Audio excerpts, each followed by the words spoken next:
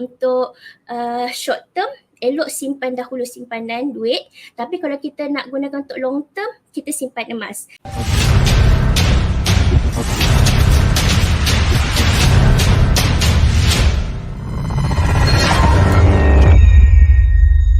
Nak guna insurans untuk anak-anak ke, nak simpan tabung haji ke, ataupun nak simpan emas.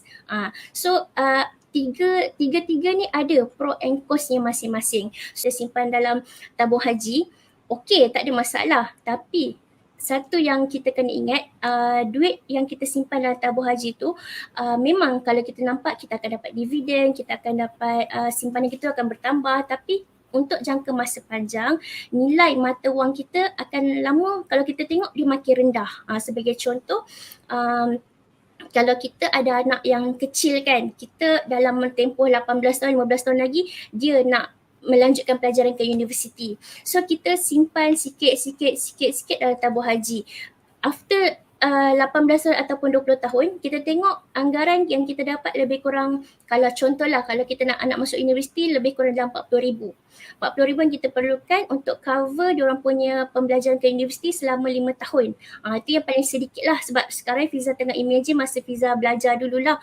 Kalau dulu setahun cukup RM5,000. Tapi sekarang kalau kita rasa, Fiza rasalah perbelanjaan tu makin lama makin meningkat.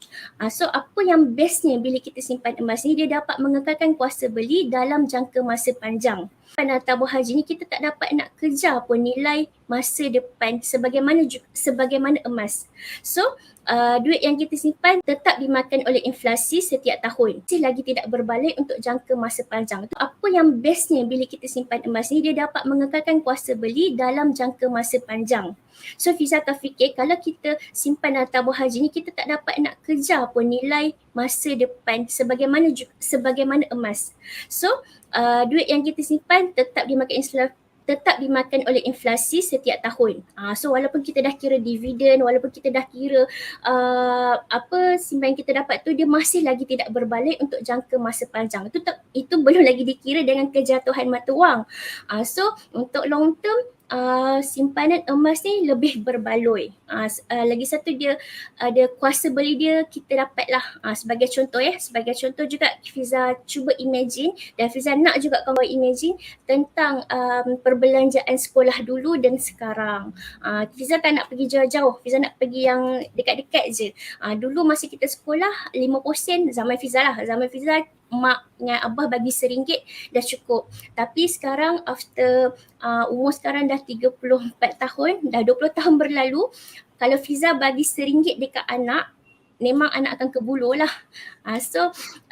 Kalau katakanlah untuk long term sekarang ni, at least kalau belanja sekolah anak lebih kurang 3 ke 5 ringgit untuk satu hari. So kita boleh nampak dekat situ kuasa beli duit kertas telah susut sebanyak 80% dalam tempoh 30 tahun. Bila kita menyimpan, kita biasa tercuri duit anak.